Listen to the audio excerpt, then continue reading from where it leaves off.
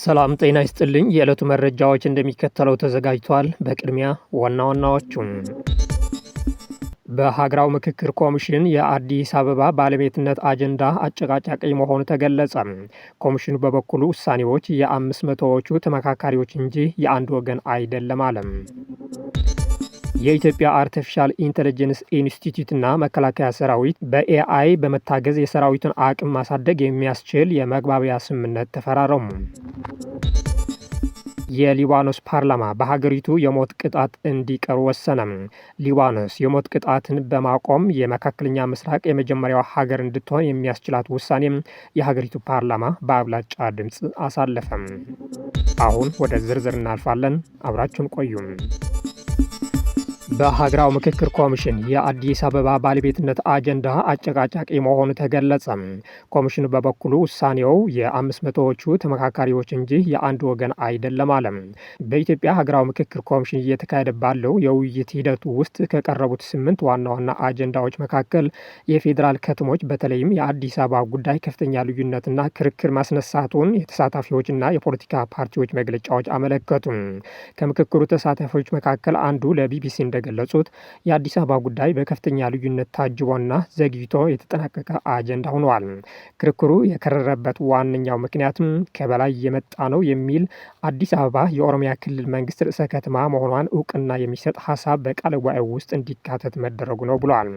ይህም ሀሳብ ከታች ጀምሮ በነበረው ውይይት ላይ ያልነበረ መሆኑ ጠቁመዋል። ጉዳዩን አስመልክቶ መግለጫ ያወጡት የአማራ ብሔራዊ ንቅናቄ አብንና የእናት ፓርቲ በሂደቱ ላይ ያላቸውን ስጋት ገልጿል። አብን ለ500ዎች ቡድን የተላከው ቃለ ጉባኤ ሀገራዊ ውጥረት ሊፈጥር እንደሚችል በመግለጽ አጀንዳው ከዚህ በላይ እንዳይገፋና እንዲያርፍ አሳስቧል።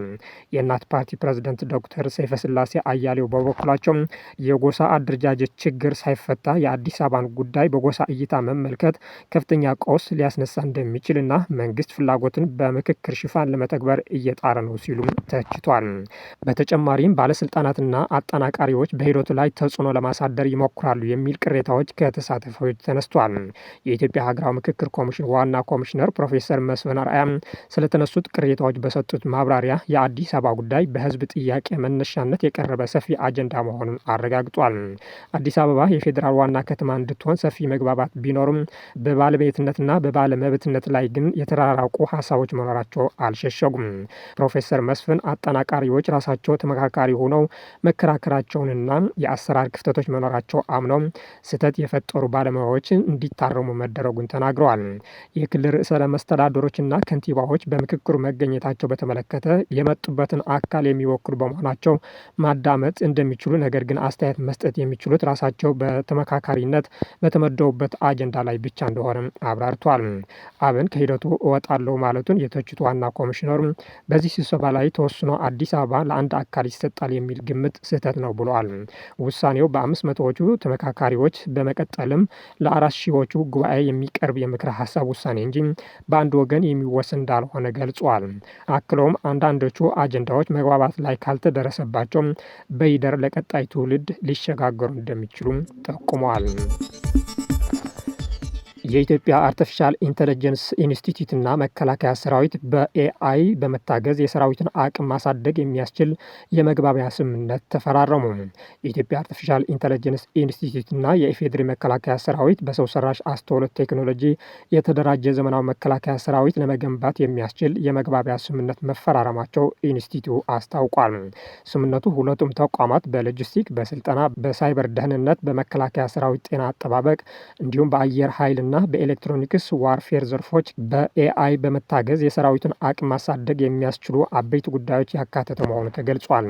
የኢትዮጵያ አርቲፊሻል ኢንተለጀንስ ኢንስቲትዩት እንዳስታወቀው የኢፌዴሪ ጦር ኃይሎች ጠቅላይ ኢታማዦር ሹም ፊልድ ማርሻል ብርሃኑ ጁላ በስምምነቱ ወቅት ባስተላለፉት መልእክት የሀገር ሉዓላዊነትና ብሔራዊ ጥቅሞችን ለማስጠበቅ በሚያስችል መልኩ ዘመናዊ ሰራዊት ለማደራጀት በአርቲፊሻል ኢንተለጀንስ ቴክኖሎጂ መታገዝ ወሳኝ መሆኑን አንስቷል።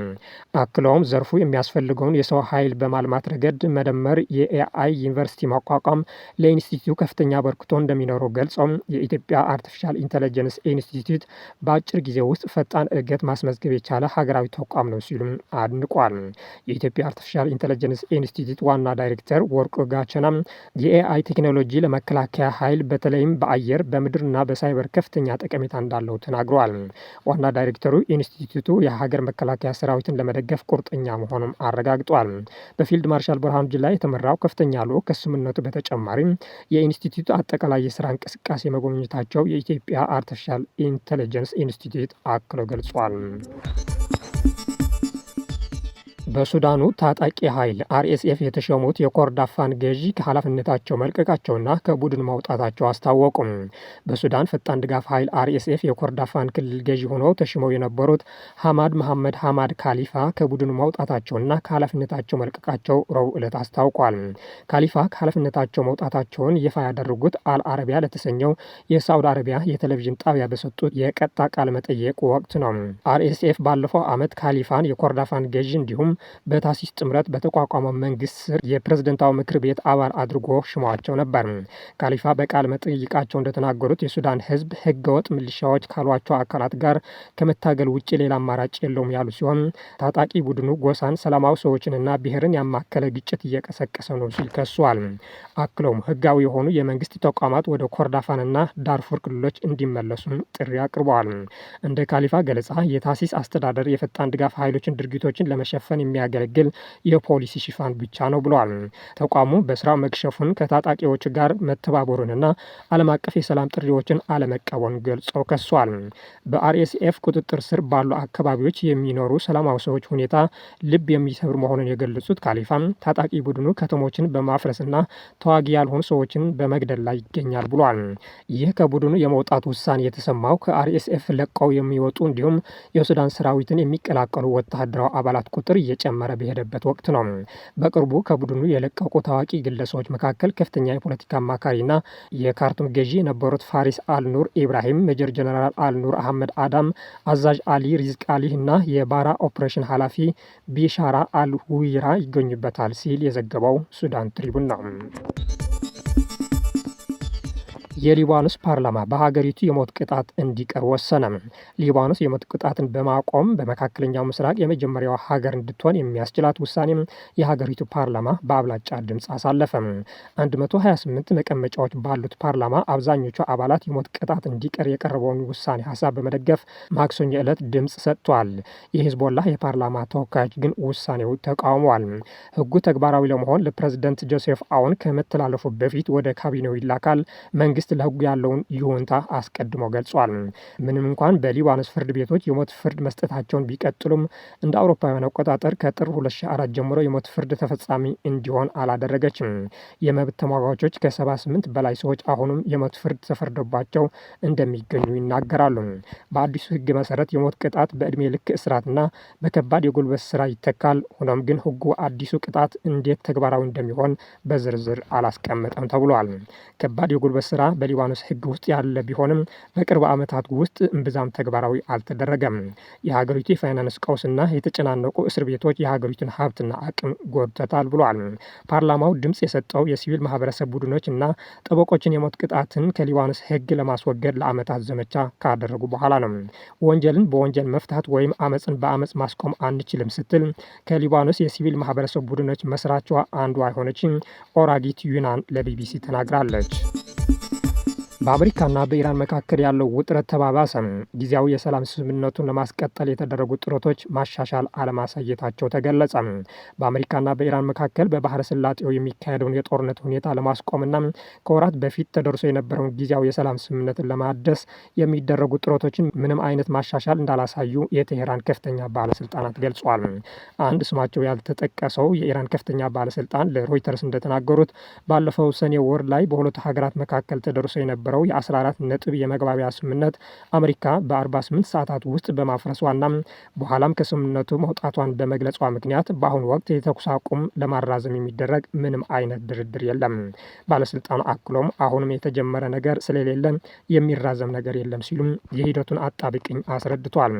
በቀጠናው ይጓዙ በነበሩ መርከቦች ላይ የተፈጸመውን ጥቃት ተከትሎም የአሜሪካው ፕሬዝደንት ዶናልድ ትራምፕ በኢራን መሪዎች ላይ ያላቸውን ቁጣ በድጋሚ የገለጹ ሲሆን ስምምነቱ እንዳበቃ ተናግረዋል። ፕሬዝደንት ትራምፕ በትሩዝ ሶሻል ማህበራዊ ሚዲያ ገጻቸው ባሰፈሩት መልእክት አሜሪካ በሆርሙዝ ወሽመጥ ላይ ሙሉ ቁጥጥር እንዳላትና ወደ ኢራን ወደቦች የሚደረጉን የጉዞ እገዳ እንደጸና በመጥቀስ ኢራን ልታደርግ የምትችለው ምንም ነገር የለም ሲሉ ገልጿል። ዋሽንግተን ኢራንን በስምምነቱ መሰረት የሆርሙዝ ወሽመጥን አልከፈተችም ስትል የምትከስ ሲሆን ቴህራን በበኩሏ አሜሪካ በኢራን ወደቦች ላይ የጣለችውን እገዳ ሳታነሳም የታገዱ ሀብቶችን ሳትለቅ ቀርታለች ስትል ታቀርባለች። የኢራን የፋርስ ባህረ ሰላጤ ወሽመጥ ባለስልጣናትም የትራምፕን አስተያየት አጣጥሎም የኢራን ቅድመ ሁኔታዎችን ተቀባይነት እስካላገኙ ድረስ የሆርሙዝ ወሽመጥ ተዘግቶ እንደሚቆይ አስታውቋል። የተወደዳችሁ አድማጭ ተመልካቾች ለዕለቱ ያዘጋጅናቸው መረጃዎች እነዚህ ይመስሉ ነበር። በተከታተላችሁ እናመሰግናለን። መልካም ጊዜ ነው።